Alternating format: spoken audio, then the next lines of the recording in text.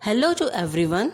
I am Dr. Jaspreet Kaur, Assistant Professor, Department of Zoology, Arya College, Ludhiana. Today I am going to discuss the structure of a neuron. What is a neuron? Neuron is a specialized nerve cell, as we have muscle cells in our muscles, red blood cells and white blood cells in our blood. Similarly, we have nerve cells in our nervous tissue. Neurons are structural and functional unit of nervous system. What is the function of these cells in our body? They can create and transmit the message to the brain. These messages also travel from brain to our effector organs through these neurons present in our nerves. These messages are called nerve impulses. If we touch a hot surface or cold surface, the message goes to our brain through these neurons. The message of pain also travels through these neurons to our brain. Neuron has two parts. Number 1, the cell body, also called cyton or perikaryon. It is also called soma. Second part consists of nerve processes.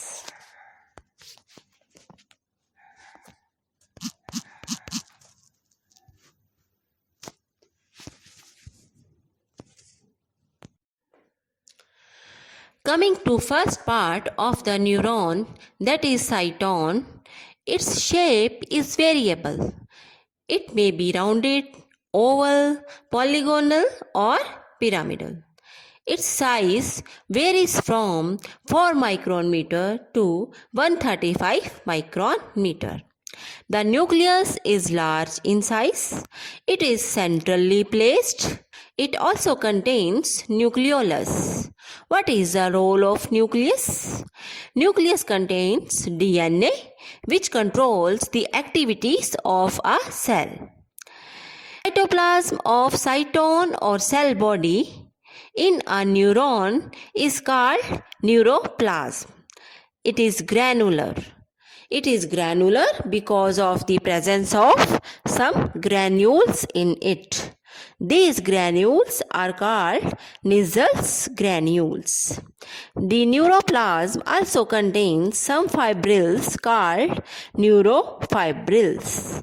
The neurofibrils are thread-like structures which run in every direction through the cytoplasm of a nerve cell. They also extend into nerve processes, that is axons and dendrites. The neurofibrils can be easily seen with the help of a light microscope. You can easily see the neurofibrils and Nissls granules in the cyton in this figure.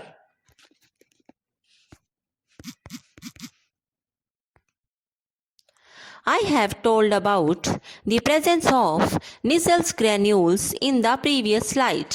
What are these Nissls granules found in the cytoplasm of nerve cell?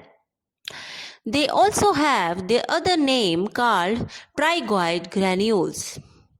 These granules, that is Nissls granules, consist of rough endoplasmic reticulum with ribosomes. What is the function of ribosomes? Ribosomes are protein factories of a cell. The protein synthesis with the help of ribosomes is called translation. Now, ribosomes in Nissls granules synthesize proteins. These proteins are mainly enzymes for the synthesis of neurotransmitters. You must know about the neurotransmitters. What are neurotransmitters? One neuron passes its message to the other neurons via some chemicals. These chemicals are called neurotransmitters. One example of these neurotransmitters is acetylcholine.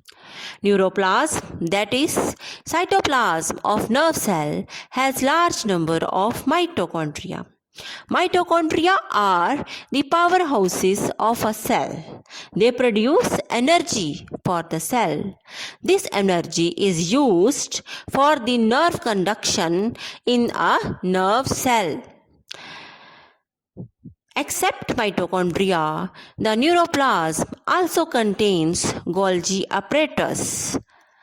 Now remember which organelles are present in a nerve cell: mitochondria, ribosomes, nucleus, Golgi apparatus, etc.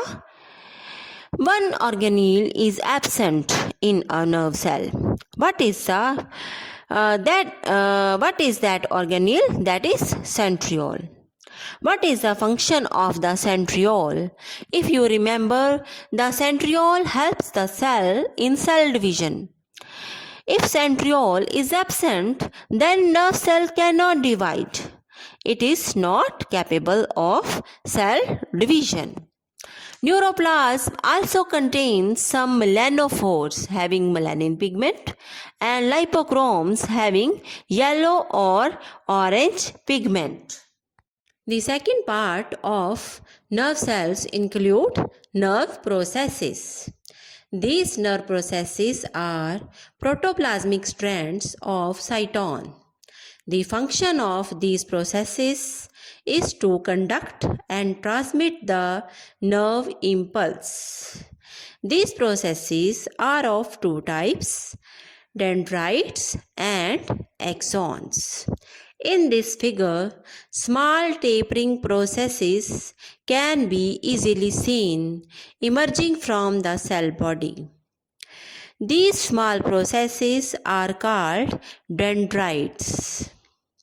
They may be single, but usually they are numerous, because they form many synapses with surrounding neurons in order to receive nerve impulses. Each dendrite is much branched and forms terminal arborization. Meaning of terminal arborization is multiple branching at the end of the nerve fiber. One thing which is important to understand is that these fibers are afferent in nature, that is, impulses towards the cytone. They bring impulses towards the cell body. The dendrites are non-modulated in nature or non-myelinated in nature. That is, they are not covered by an insulating layer called myelin sheath. We can say that the dendrites resemble the electric wires that are naked, that is, without a plastic covering.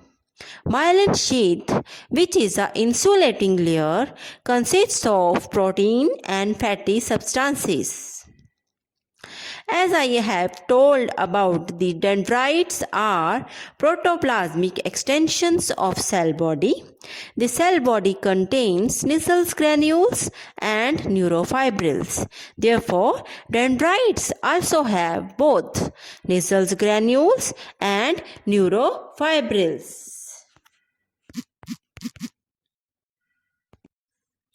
Apart from dendrites, the other nerve processes are axons.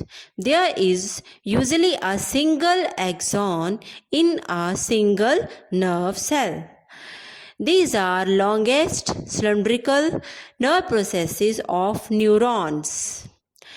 In nerve cells of a human being, its length may be more than a meter. However, in some vertebrates, its length may be as small as 25 micron meter. In some invertebrates like annelids, crustaceans, and mollusks. The axons are very large and are called giant axons. For example, the axon of loligo, which is a mollusk, the axons are above 1500 micron meter in diameter. The longest axons in human body are those of sciatic nerve. They run from base of spinal cord to the big toe of each foot. As I have told in previous slides, the dendrites are afferent in nature. That is, they conduct impulses towards the cell body. But axons are opposite to them in this regard. They conduct impulses away from the cell body. Therefore, they are called efferent nerve fibers. In vertebrates, the axons of many neurons are covered by myelin sheath. The myelin sheath is secreted by a special type of cells called Schwann cells.